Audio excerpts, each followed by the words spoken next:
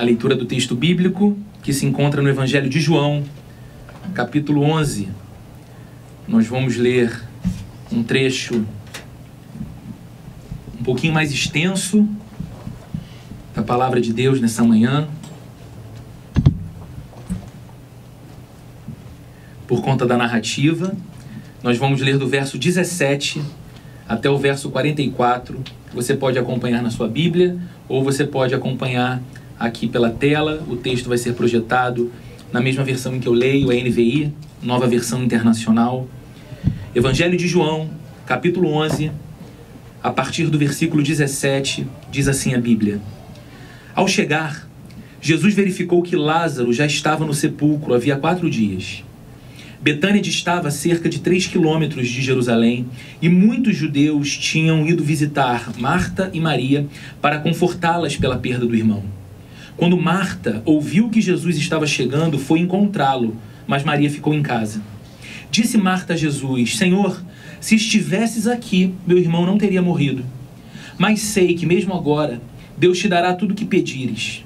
Disse-lhe Jesus: o seu irmão vai ressuscitar. Marta respondeu: eu sei que ele vai ressuscitar na ressurreição no último dia. Disse-lhe Jesus: eu sou a ressurreição e a vida. Aquele que crê em mim, ainda que morra, viverá. E quem vive e crê em mim, não morrerá eternamente. Você crê nisso? Ela lhe respondeu: sim, Senhor. Eu tenho crido que tu és o Cristo, o Filho de Deus que devia vir ao mundo. E depois de dizer isso, foi para casa, e chamando à parte Maria, disse-lhe: o mestre está aqui, e está chamando você. Ao ouvir isso, Maria levantou-se depressa e foi ao encontro dele. Jesus ainda não tinha entrado no povoado, mas estava no lugar onde Marta o encontrara. Quando notaram que ela se levantou depressa e saiu, os judeus que a estavam confortando em casa seguiram-na, supondo que ela ia ao sepulcro para ali chorar. Chegando ao lugar onde Jesus estava e vendo-o, Maria prostrou-se aos seus pés e disse: Senhor, se estivesses aqui, meu irmão não teria morrido. Ao ver chorando Maria e os judeus que a acompanhavam, Jesus agitou-se no espírito e perturbou-se.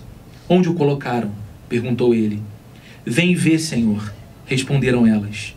Jesus chorou. Então os judeus disseram: vejam como ele o amava. Mas alguns disseram: ele que abriu os olhos do cego não poderia ter impedido que este homem morresse? Jesus, outra vez profundamente comovido, foi até o sepulcro. Era uma gruta com uma pedra colocada à entrada. Tirem a pedra, disse ele. Disse Marta, irmã do morto: Senhor, ele já cheira mal, pois já faz 4 dias. Disse-lhe Jesus: não lhe falei que se você cresce, veria a glória de Deus? Então tiraram a pedra. Jesus olhou para cima e disse: Pai, eu te agradeço porque me ouviste. Eu sei que sempre me ouves, mas disse isso por causa do povo que está aqui, para que creia que tu me enviaste. Depois de dizer isso, Jesus bradou em alta voz: Lázaro, venha para fora. O morto saiu, com as mãos e os pés envolvidos em faixas de linho e o rosto envolto num pano. Disse-lhes Jesus: tirem as faixas dele e deixem-no ir. Vamos fechar os olhos e vamos orar. Peça junto comigo a Deus que nos conceda poder e graça para receber a palavra vinda dele, acolhê-la em nosso coração e sairmos daqui levando para casa muito mais do que imaginamos receber quando nos levantamos para vir a este lugar hoje. Senhor querido, nós estamos aqui diante da tua palavra. Estamos aqui diante de um dos textos mais lindos de toda a Bíblia, de uma das histórias mais fascinantes do mundo.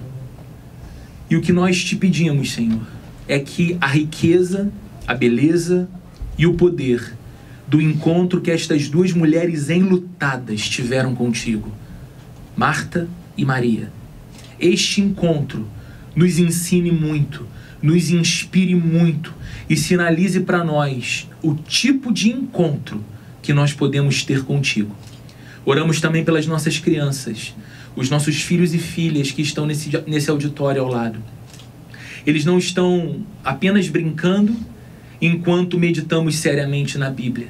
eles estão sendo servidos por outros irmãos que estão dedicando tempo, deixando de estarem aqui entre nós nesse momento para ensinarem Bíblia aos nossos filhos, para ensinarem o teu reino, o teu caminho, a verdade da tua palavra. Então, cuida, Senhor, e capacita as professoras e auxiliares e também os nossos pequeninos e pequeninas, para que o coraçãozinho deles e delas seja inundado pelo Espírito Santo do Senhor e cresçam em santo temor do Senhor e vivam para a tua glória, em nome de Jesus.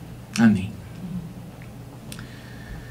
Queridos, uma das coisas mais bonitas do cristianismo, uma das coisas mais lindas na fé cristã, e que essa série de mensagens que nós estamos caminhando aqui na igreja tem deixado ainda mais evidente, é o fato da Bíblia não omitir a humanidade dos seus personagens. Eu não sei se você já reparou isso, que quando olhamos para histórias como essa que acabamos de ler, que acabamos de acompanhar, nós não somos apresentados a modelos ideais de vida, como se pudéssemos olhar então para esses personagens e dizer: uau, como eu queria ser assim, como eu queria ter essas virtudes, como eu queria ter essa fé, como eu queria ter esse vigor, como eu queria ter essa ousadia. Não, nós não apenas olhamos para personagens inspiradores, mas nós olhamos para biografias reais, ao ponto de conseguirmos identificar a nós mesmos na vida deles, nos medos deles, nos desvios deles, nas mentiras deles, nos pensamentos equivocados deles. E eu acho isso fascinante na Bíblia. Ela não omite a humanidade dos seus personagens, para que a gente aprenda e entenda que os homens e mulheres descritos aqui nesse livro santo são constituídos da mesma humanidade que nós, foram feitos no mesmo barro que nós. São certamente pessoas diferentes. Estamos olhando para histórias aqui a cada semana de homens e mulheres de culturas diferentes. Vimos aqui Zaqueu, morador de Jericó. Na semana anterior vimos sobre uma mulher samaritana, outro povo, outra cultura. Mas o interessante é que mesmo essas pessoas sendo diferentes, tendo origens em culturas diferentes, tendo dramas pessoais diferentes, elas possuem uma coisa em comum. As suas histórias diferentes estão unidas pela grande história de Deus. As suas histórias diferentes e às vezes aparentemente desconexas umas das outras, estão todas elas entrelaçadas na grande história do amor de Deus por elas, do amor de Deus por cada um de nós. E nós temos visto então aqui a cada semana pessoas que tiveram as suas histórias alteradas. Gente que teve a sua vida radicalmente transformada pelo encontro que tiveram com Jesus Cristo. E o texto que nós lemos nessa manhã fala de um encontro com Jesus que se deu no meio da experiência mais dolorosa da vida: a morte. A morte tem esse estranho poder sobre nós. Ela é um fato. Nenhum de nós, adultos que somos, questiona o fato da morte. Todos nós sabemos que caminhamos na direção dela. Todos nós sabemos que cada novo dia é um dia a menos. A gente não gosta de pensar nessas coisas. Isso é quase um desespero. Mas todos nós temos de lidar com o fato intelectual, racional, de que a cada novo dia nós damos um passo a mais na direção da despedida final de tudo e de todos que mais amamos. Então a morte não é uma surpresa. A morte é um fato. Ao mesmo tempo, a morte tem o poder de nos afetar com a dor que ela nos impõe. Esperamos por ela, sabemos que passaremos e lidaremos ao curso da vida com a experiência da morte de gente que amamos. Ainda assim, não deixa de doer nem um pouco. Ainda assim, não deixa de desamparar nem um pouco. Ainda assim, não deixa de ser a experiência, emocionalmente falando, mais aguda, mais intensa, mais desafiadora das nossas vidas. E foi envolto pelo sentimento de tristeza e de dor, característicos do luto de quem perde alguém que ama, que se deu o encontro de duas mulheres, duas irmãs, com Jesus Cristo. E esse encontro nos ensina lições muito preciosas.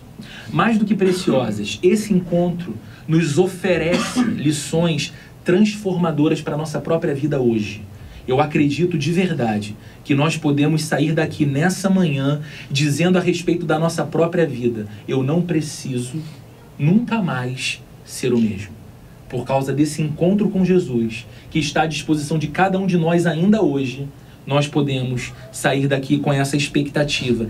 E qual é o contexto que se dá essa história? Essa, na verdade, é a história de 3 irmãos: Lázaro, Marta e Maria. Esses 3 irmãos tinham uma relação muito profunda, muito próxima com Jesus Cristo. E Lázaro fica doente. Lázaro fica gravemente enfermo, ao ponto de suas irmãs enviarem um mensageiro até o local em que Jesus estava, uma outra região. E esse mensageiro portava a seguinte notícia: era só esse o recado, era só esse o telegrama que ele tinha que entregar para Jesus. No verso 3 do capítulo 11 diz: Senhor, aquele a quem amas está doente. Essa foi a mensagem que 2 irmãs, amedrontadas pela sombra da perda de Lázaro, enviam para Jesus: Senhor, aquele a quem amas está doente. Essa declaração é suficiente para que a gente entenda o tipo de relação que Jesus tinha com essa família. Senhor, aquele que o Senhor ama. A gente sabe que na vida nós temos muitas relações, mas nós temos amigos e algumas amizades que nos são extremamente caras. Aquela amizade boa de desfrutar. Sabe, aquela amizade que você liga para o amigo e diz: e aí, vai fazer o que hoje? E ele fala: nada. E ele pergunta para você: você vai fazer o que hoje? E você responde: nada. E aí vocês combinam: vamos fazer nada juntos. A gente vai se encontrar, a gente tem prazer em estar juntos. Possivelmente essa era a relação de Jesus com Lázaro, Marta e Maria. No entanto, apesar da notícia, Jesus decide permanecer mais 2 dias no lugar em que estava, dando continuidade aos seus compromissos. E somente depois de 2 dias ele vai para Betânia, que é a cidade em que moravam Lázaro, Marta e Maria. E o texto que lemos registra o que acontece após a chegada de Jesus em Betânia. O Ryan vai projetar novamente os versos 17 até o 19. Diz assim o texto: ao chegar, Jesus verificou que Lázaro já estava no sepulcro havia 4 dias. Betânia distava a cerca de 3 quilômetros de Jerusalém, e muitos judeus tinham ido visitar Marta e Maria para confortá-las pela perda do irmão. Jesus chega em Betânia e ele se depara com um cenário de dor. Jesus chega em Betânia e ele se depara com uma cidade em luto. O seu grande amigo, talvez um dos melhores amigos de Jesus, havia morrido. Há 4 dias já estava sepultado. E a informação que João traz aqui pra gente de que muitos judeus de Jerusalém estavam em Betânia consolando as irmãs enlutadas, mostra pra gente o quanto Lázaro era querido. O quanto essa família era importante para muita gente. Muitas pessoas fizeram uma curtíssima viagem a pé e ficaram em Betânia consolando essas irmãs na sua dor. Quando Marta ouve falar que Jesus está chegando, ela se levanta de casa e vai ao encontro dele, ainda fora do povoado. Maria, sua irmã, permanece em casa. E essas foram as palavras de Marta para Jesus. Verso 21. Senhor, se estivesses aqui, meu irmão não teria morrido. Como soa para você essa frase? Senhor, se estivesses aqui, Lázaro não tinha morrido. O interessante é que instantes depois, Maria sai, Marta volta para casa, Maria sai e vai ao encontro de Jesus e diz a mesma coisa, palavra por palavra. Olha o verso 32. Parece Marta falando, mas são palavras de Maria. Senhor, se estivesses aqui, meu irmão não teria morrido. 2 irmãs, a mesma situação, as mesmas palavras. Sabe o que é surpreendente para mim? Surpreendente para mim é perceber como as respostas de Jesus para as mesmas palavras são completamente diferentes. A forma como Jesus responde a Marta é uma. A forma como Jesus responde a Maria é outra. Quando Marta fala, ela está desolada. E Jesus quase dá início a uma discussão com ela. Ela ouve Jesus está chegando. E ela não deixa ele entrar na cidade, ela vai fora do povoado ao encontro dele. E quando o encontra, diz: Senhor, se estivesses aqui, se o Senhor tivesse atentado para a mensagem que nós enviamos, dizendo que o teu grande amigo estava muito doente, e então o Senhor tivesse deixado os seus afazeres e vindo, Lázaro estaria até agora vivo. O Senhor teria feito alguma coisa. Essa mulher está devastada, sem esperança nenhuma.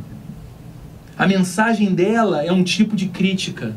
Jesus, desculpa, mas você chegou tarde demais. Qual é a resposta que ele dá para Marta? Verso 25. Eu sou a ressurreição e a vida. Aquele que crê em mim, ainda que morra, viverá. Porque Marta critica Jesus. E Jesus responde dizendo o seguinte: Marta, seu irmão vai ressuscitar. E ela diz: eu sei, Senhor. Eu sei que ele vai ressuscitar no dia da ressurreição, no último dia. Marta, eu sou a ressurreição. Eu sou a vida. Em outras palavras, Jesus está dizendo para aquela mulher que o critica, embora o ame muito, o seguinte: Marta, comigo nunca é tarde demais. Não diga a meu respeito que eu estou atrasado, porque comigo nunca é tarde demais. O que Jesus está fazendo? O coração de Marta pende para o desespero. O coração de Marta se rende ao desamparo e Jesus vai contra essa tendência. Ele repreende a dúvida dela. Ele repreende a certeza religiosa que ela tinha, inclusive, ao dizer: eu sei, Senhor. Eu sei que chegará o dia, no dia final, ele vai ressuscitar. Jesus não estava falando disso. Jesus estava falando de ressurreição naquele momento. Era uma injeção de ânimo para o coração daquela mulher e Jesus lhe transmite então esperança, enquanto o quadro dela é de desolação. Mas então vem Maria. E Maria vem com as mesmas palavras. Ela vai ao mesmo lugar em que Marta, instantes antes, se encontrara com Jesus. Ela vem chorando. E um grupo de pessoas vem atrás dela chorando junto. É desespero contagiante, é dor contagiante, sabe? É você ver alguém sangrando na alma e a sua alma sangrar junto. Capacidade de empatia. Ela se lança aos pés de Jesus e diz as mesmas palavras: Senhor, se estivesses aqui. Parece até que combinaram, né? Senhor, se estivesses aqui, meu irmão não teria morrido. Reação de Jesus? Ele não discute. Na verdade, ele quase perde a fala. Em vez de se colocar contra a tendência, a tristeza do coração de Maria, Jesus se deixa levar por sua tristeza. Ele se coloca do lado de Maria na sua dor. O menor versículo da Bíblia é um dos versículos mais impressionantes de toda a Bíblia. O verso 35 diz: Jesus chorou. Ele irrompe em lágrimas. A única coisa que ele consegue dizer, quase que sussurrando, é uma pergunta: onde o colocaram? Onde o colocaram? Essas reações tão diferentes de Jesus apontam não apenas para a sua profunda sabedoria relacional. Especialistas do comportamento humano no mundo todo estudam Jesus Cristo e dizem o seguinte: ele é fascinante. A capacidade de Jesus Cristo de se apresentar a uma criança e a um idoso e ser encantador para ambos. A capacidade de Jesus Cristo de falar com desprezados e marginalizados da sociedade do seu tempo e as grandes lideranças e autoridades do seu tempo, e todos ficarem encantados com ele. E os especialistas do comportamento humano dizem então: ele é um grande referencial. Aprendemos muito com Jesus. É impressionante a sabedoria relacional dele. Mas aqui nesse texto, essas diferentes reações dele apontam não apenas para essa sabedoria relacional, mas para uma verdade ainda mais profunda acerca do seu caráter e da sua identidade. Imagine que você quisesse criar uma história. Você quisesse criar uma história muito crível de um personagem divino que viesse à Terra disfarçado de ser humano. Você certamente pensaria nesse personagem como alguém que, ao chegar no funeral de um amigo, esboçasse um olhar confiante, sustentasse um sorriso no canto da boca de quem sabe que em instantes enxugará todas as lágrimas de todos os presentes ali através de um grande milagre, porque ele é um ser divino, disfarçado de humano. E você tentaria criar essa história, tornando-a crível, ao ponto desse personagem divino, disfarçado de humano, ser quase um humano não tão convincente assim, porque enquanto todos choram, ele é confiante. Enquanto todos lamentam, ele segue firme.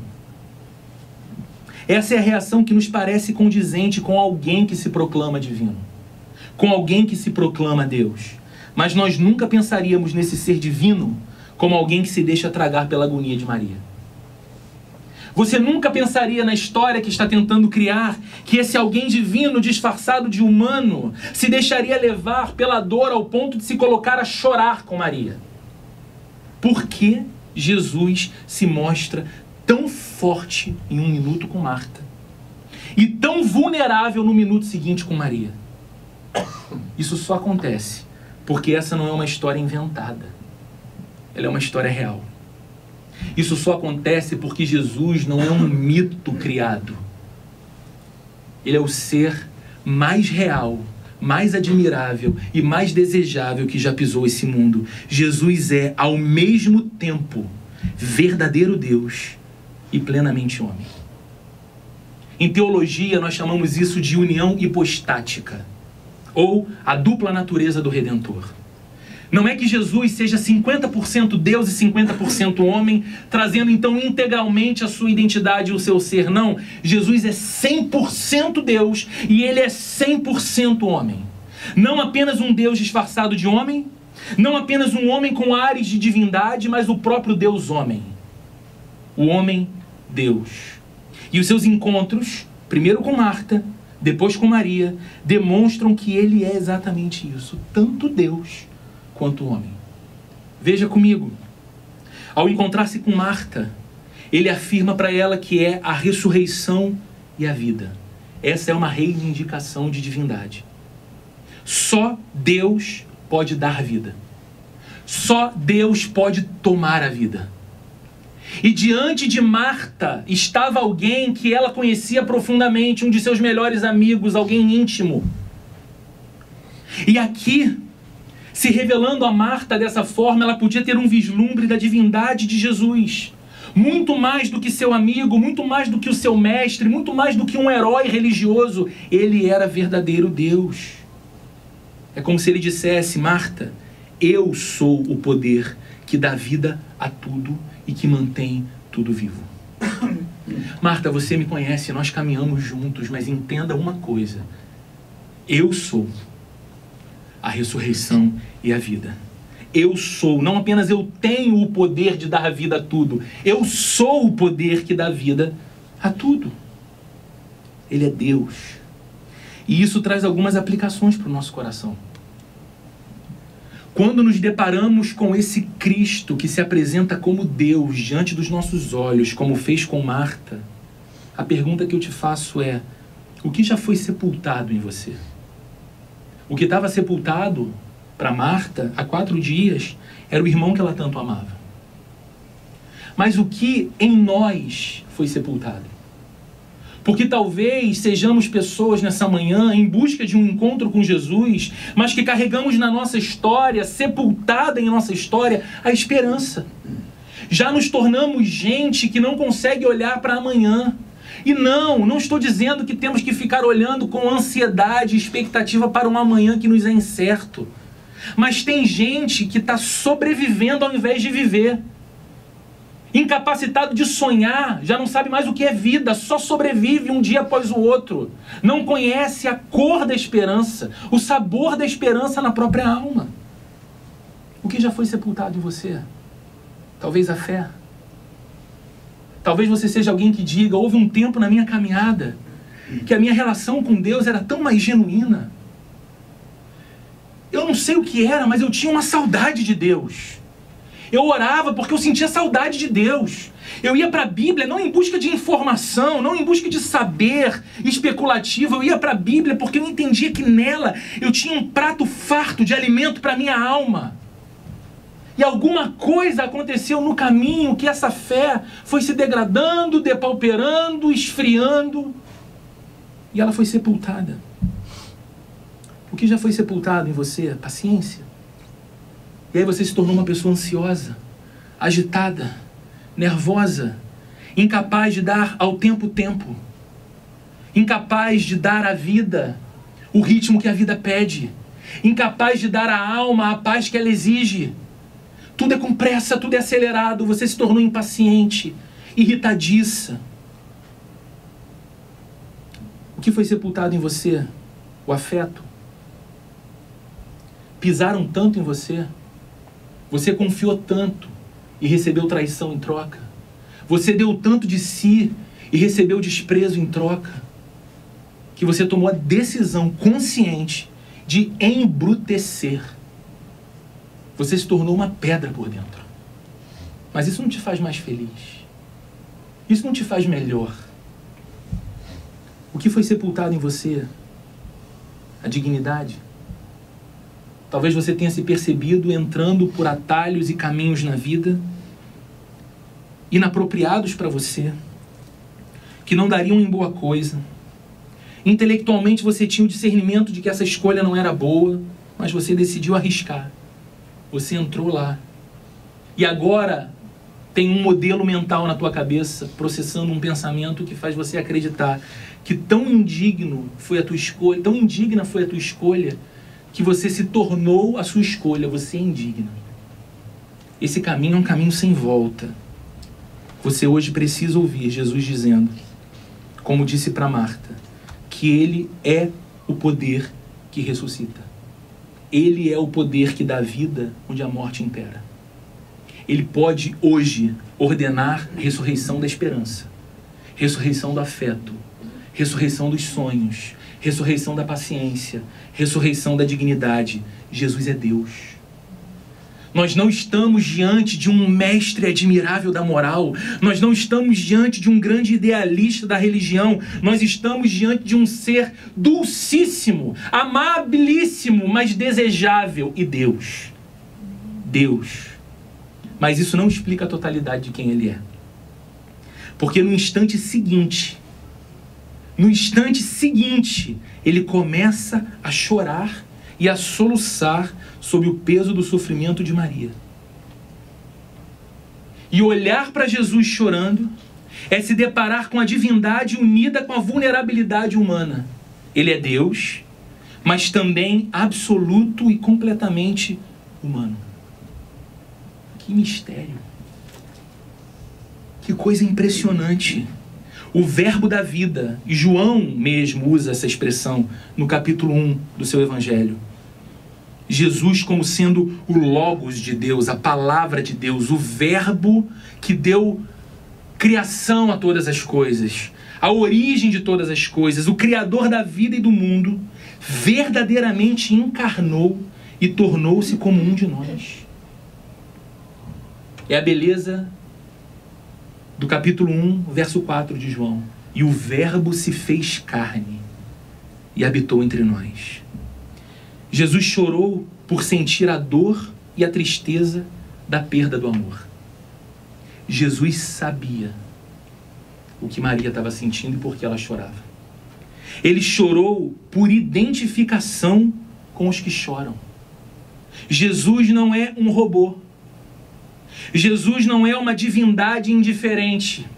Jesus não é um poder absoluto, mas absolutamente insensível, porque é incapaz de saber o que a gente sabe, sentir o que a gente sente, sofrer o que a gente sofre. Não.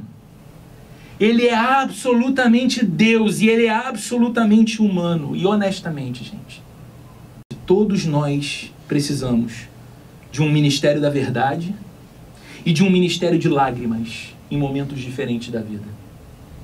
Por vezes, assim como Marta, o que a gente mais precisa é da verdade que estimula e sacode a nossa alma por dentro. É ouvir Jesus diante de nós falando, não se desespere, eu estou aqui, Ressurreição, vida, é isso que eu sou. Não entregue sua alma ao desamparo ou ao desalento, porque você não tem uma relação com uma divindade impotente. O sofrimento, a dor e a tristeza não é a estação final da sua história. Eu estou aqui, olhe para mim. Às vezes o que a gente precisa é desse ministério da verdade. É entrar num lugar como esse, numa manhã como essa, tendo diante dos nossos olhos uma semana que se apresenta desafiadora e ouvir de Cristo essa palavra. Eu sou a ressurreição e a vida. Comigo não existe atraso. Por ser Deus, Jesus ocupa um patamar elevado o suficiente para apontar para a gente as estrelas. E o que falta às vezes no meio da nossa semana é um pouco mais de céu. Recentemente foi meu aniversário de casamento e eu passei de domingo até terça, domingo à noite até terça com a Sheila em Itaipava, numa pousada super agradável, no alto de uma montanha, e de noite eu me deparei com uma coisa. Eu olhei para o céu e eu falei com a Sheila, eu falei, amor, a gente vive uma vida tão acelerada que eu estou me dando conta não apenas de que esse céu aqui na serra é muito mais bonito do que o céu na cidade, mas que eu quase não olho para o céu. E olhar aquele céu estrelado, lindo, é uma experiência impressionante, que mostra e revela o nosso verdadeiro tamanho diante da imensidão desse mundo criado por um Deus que se apresenta a nós como Pai. Como Pai. Jesus, por ser Deus, está num patamar elevado o suficiente para apontar para a gente as estrelas. Tirar o nosso foco do chão. Tirar o nosso foco das circunstâncias. Tirar o nosso foco só do cenário caótico, porque o cenário caótico não tem jamais a última palavra na nossa vida. Jesus nos faz olhar para cima e ver o céu estrelado. Estrelas que, como diz a própria Bíblia, Ele conhece cada uma pelo nome. E diz, se eu sustento o cosmos inteiro, como eu não vou sustentar você? Ministério da verdade. Outras vezes, assim como Maria, a gente só precisa de alguém que chore conosco. A gente só precisa de solidariedade. E Jesus, por ser homem, ocupa uma posição suficientemente baixa para se envolver com a dor que a gente sente. E se envolver de modo sincero. Se envolver de modo integral, ao ponto de chorar conosco. Falando sobre essa união hipostática, ou sobre essa dupla natureza de Cristo, João Calvino, reformador do século XVI, escreveu o seguinte certa vez: portanto, por causa disso, porque Ele é verdadeiramente homem, capaz de se compadecer da nossa dor, porque Ele é capaz de chorar o nosso choro, quando toda a sorte de males nos sobrevém, disse Calvino, que isso nos sirva de imediata consolação, a saber, que nada nos sobrevém sem que o Filho de Deus já tenha experimentado em si próprio, para que pudesse ser-nos solidário. Então ele segue: não duvidemos de que Ele está conosco, como se Ele mesmo sofresse a nossa dor. Eu não sei o que isso te parece, mas a mim isso parece maravilhoso demais. A certeza de que eu tenho um relacionamento com um Deus que é poderoso, mas que me é solidário. Ou como disse o autor da carta aos Hebreus, eu posso me achegar à presença de Deus sabendo que eu tenho um sumo sacerdote, Cristo, capaz de compadecer-se das minhas fraquezas, porque foi, assim como eu, semelhantemente tentado em todas as coisas, mas sem pecado. Ele venceu, e na vitória dele está a minha vitória. Alguém que se compadece, alguém que sente o que eu sinto. O que nós aprendemos aqui, gente? O que há de ensino prático para a sua vida e para a minha vida hoje aqui? Jesus Cristo nunca é forte quando deveria ser terno. E Jesus Cristo nunca é terno quando ele deveria ser forte. Nós vemos exatamente isso no encontro com Marta e Maria. Marta precisava de verdade, Maria de lágrimas. Marta precisava da sua alma chacoalhada na direção da verdade. Maria só precisava de ombro. E Jesus foi para Marta exatamente o que ela precisava naquele momento. Jesus foi para Maria exatamente o que ela precisava naquele momento. E Jesus é para cada um de nós exatamente o que nós precisamos na estação que atravessamos na nossa vida hoje. Hoje. Ele é a própria força em lágrimas. Nele nós encontramos ternura sem fraqueza. Que equilíbrio. Nele nós encontramos força sem aspereza. Nele nós encontramos humildade ao ponto de se aproximar da dor do outro sem a menor insegurança. Nele nós encontramos autoridade absoluta. Ele ordena a vida sobre a morte sem nenhuma sombra de vaidade ou arrogância. Nele nós encontramos santidade. Quem é como ele? Quem se assemelha a Jesus? Quem parece com ele? Mas encontramos nele santidade sem distanciamento. Ele é próximo. Jesus não dá medo. Pelo contrário, a gente quer estar perto dele. Nele nós encontramos poder sem insensibilidade. Caminhando para a conclusão, queridos, talvez uma pergunta que você faça. Por que Deus tornou-se homem? Ou, por que o poder absoluto teve de mergulhar na nossa fraqueza? Esse texto que lemos nos dá uma resposta. O verso 38, eu queria ler com você, diz assim: Jesus, outra vez profundamente comovido, foi até o sepulcro. Era uma gruta com uma pedra colocada à entrada. Esse versículo contém um termo grego que foi traduzido na nossa Bíblia como profundamente comovido. E quando você lê profundamente comovido, o que você pensa? Você pensa numa pessoa tomada de emoção. Rosto molhado, olho inchado. Não é assim que a gente pensa? Profundamente comovido. Mas a expressão no grego original do texto significa urrar de raiva.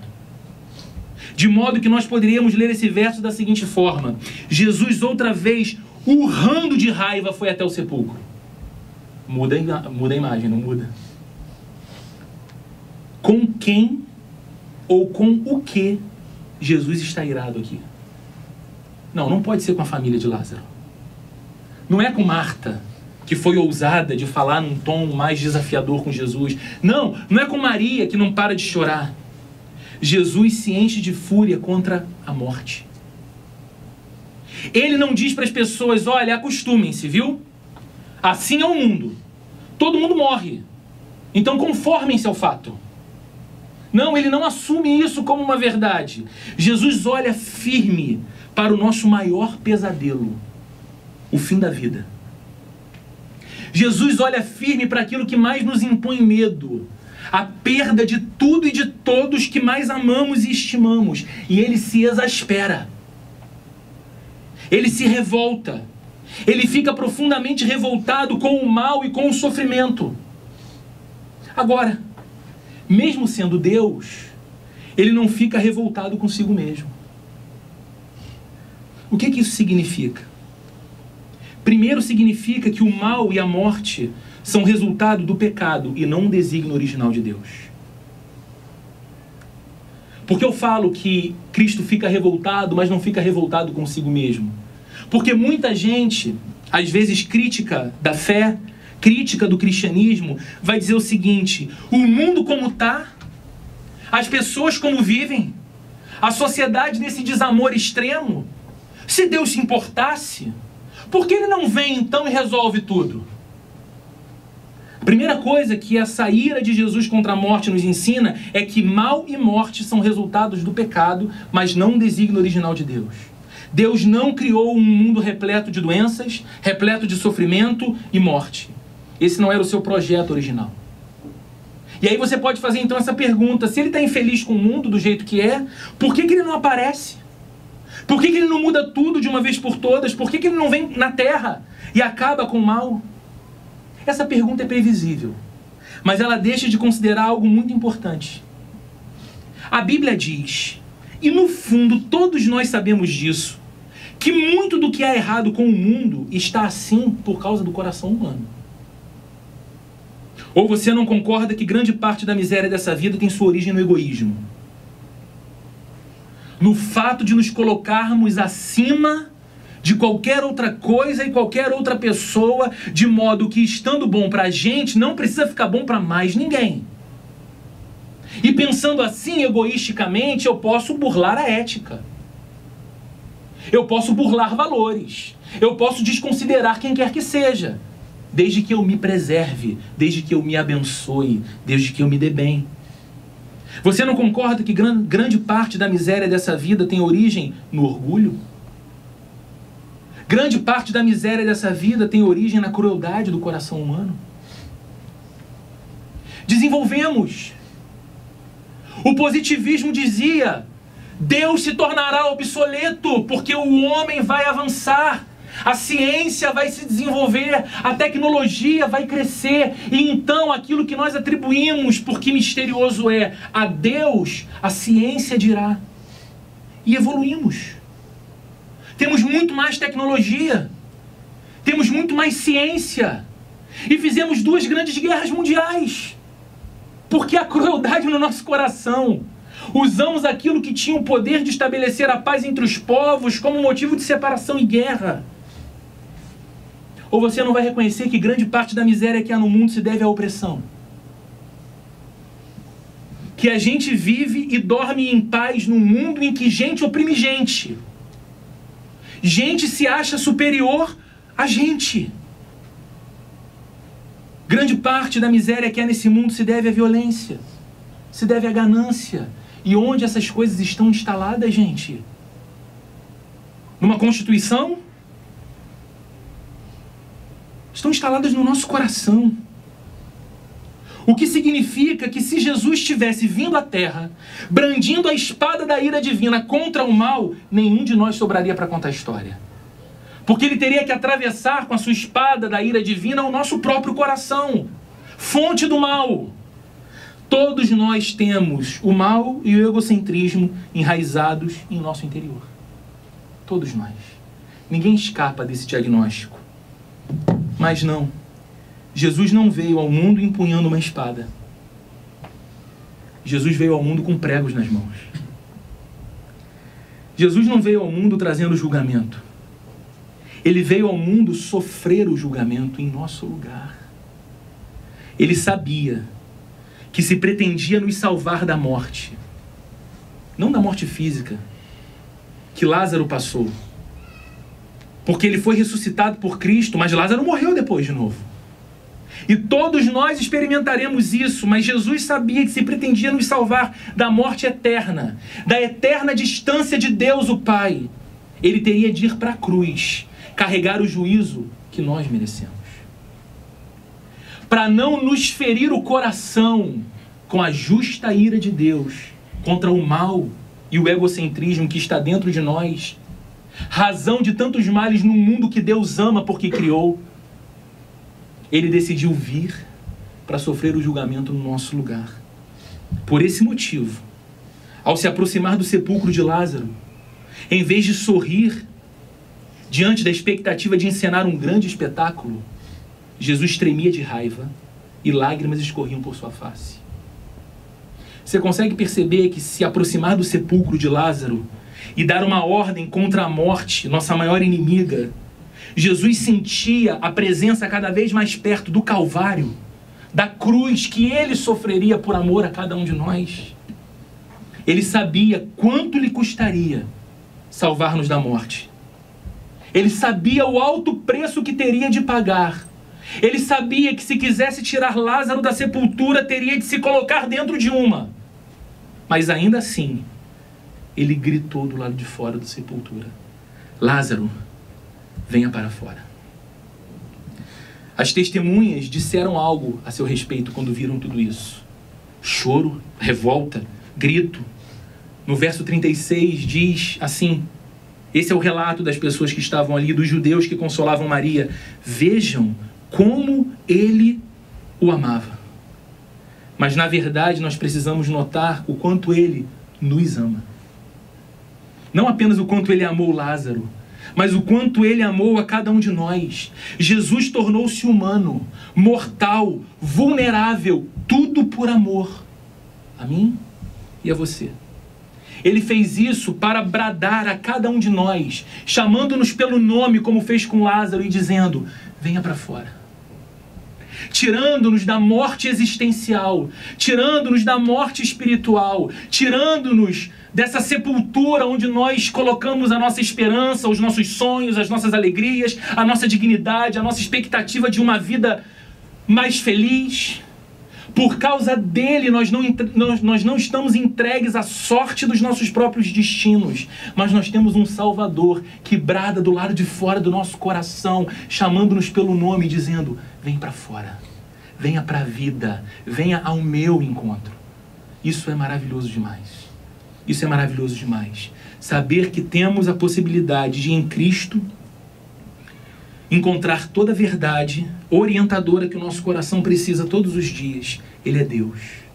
De saber que encontramos em Cristo todo consolo e amparo que as nossas dores e as nossas lutas pedem de nós todos os dias. Ele é perfeitamente humano e nos é solidário.